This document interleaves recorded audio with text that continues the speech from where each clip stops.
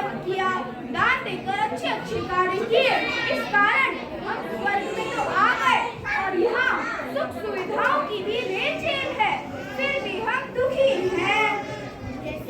जैसी व्यवस्था आपके यहाँ होती है, वैसी व्यवस्था हमारे यहाँ भी होती है।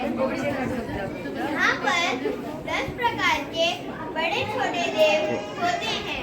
किसी के पास ज्यादा वैभव तो किसी के पास कम। बड़े देव को देखकर छोटे देव को ईर्ष्या होती है। हमारे पास एक विशेष ज्ञान होता है, वह ज्ञान जिससे हमें 6 महीने पहले ही पता चल जाता है कि हमारा मरण होने वाला है। हमारी माला मुरझा जाती है। यहाँ मिलने वाला भूख और आराम छूट जाएगा।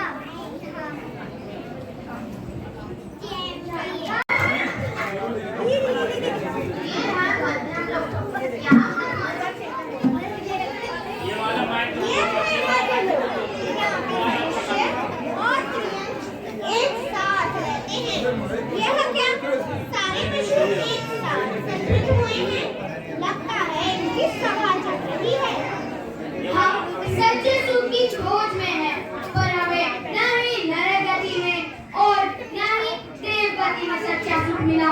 क्या आप सब यहाँ सुखी हैं?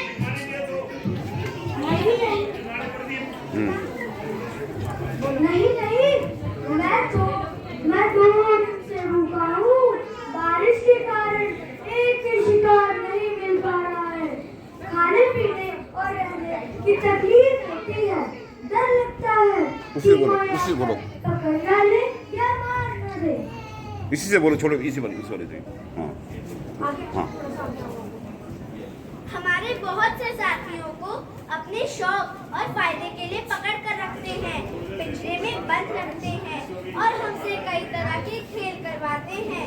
बैल, ऊंट, घोड़ा आदि जानवरों को तो कितना ज्यादा वजन उठाना पड़ता है। मनुष्य अपने रहने के लिए और सुख सुविधा के लिए जंगल और पेड़ काट रहा है। इसी वजह से हमारी तकलीफें और बढ़ रही हैं। हमें रहने के लिए घर नहीं मिलते।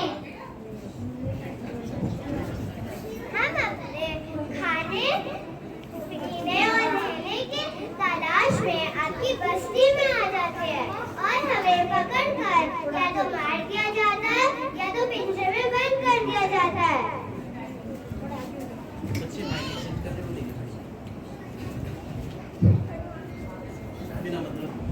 सर्दियों गर्मी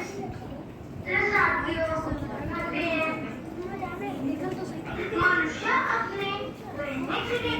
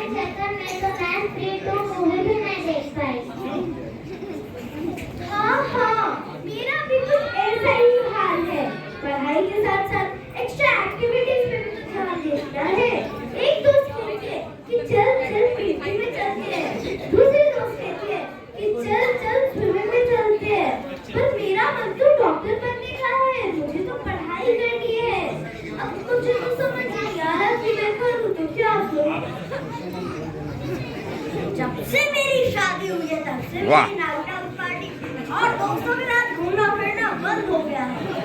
और बीवी भी ऐसे मिली कि ऑनलाइन शॉपिंग और ब्यूटी पार्लर के खर्चे कम हो गए, काफी ज्यादा एक्सपेंस हो गए हैं और आजकल ऑफिस का वर्कलोड भी बहुत ज्यादा बढ़ गया है। क्या ही बताओ, जब मेरा धर्म ध्यान करने का समय था मैं उस वक्त नहीं किया। बचपन खेल कूद ने बिताया, जवानी मौज मस्ती में गवाई।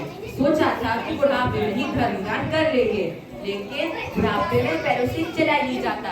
तीर्थ यात्रा पर कैसे जाऊं, घुटनों से बैठा ही नहीं जाता। मैं पूजा कैसे करूं, आंखों से दिखाई नहीं देता तो स्वाध्याय में कैसे करूं। अगर कानों से सुनाई नहीं देगा तो मैं प्रवचन कैसे सुनूं।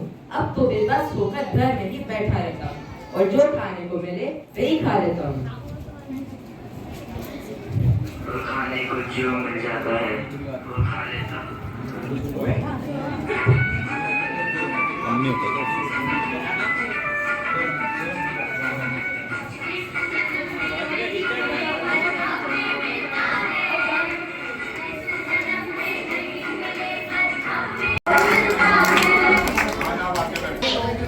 क्यों ना हम पाठशाला जाकर अलका दीदी से पूछें?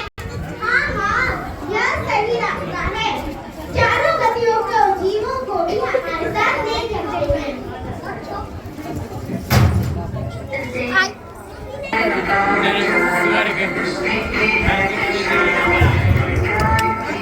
बढ़िया, इस तरफ मुँह करो।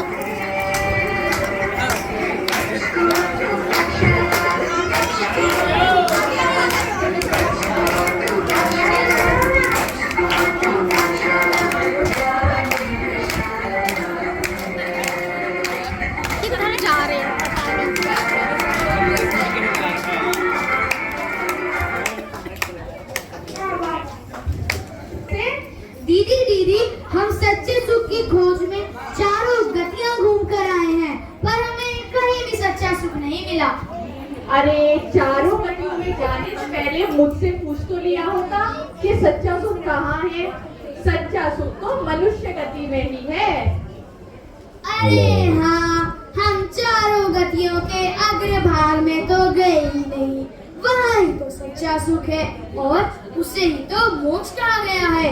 हाँ, मनुष्य गति में ही पुरुषार्थ प्राप्त करने से हमें मोक्ष प्राप्त होता है। ये मनुष्य गति एक चिंतामणि रत्न है, इसे ऐसे ही गवा देना नहीं चाहिए। यही संयम रूपी नाव में सवार होकर मोक्षपुरी की ओर जाना चाहिए। और बच्चों, आपको पता है इस नाव के चालक कौन है? इस नाव के चालक है अरिहंत भगवान और परिचालक है निर्बंध गुरु। समझे बच्चों? हाँ।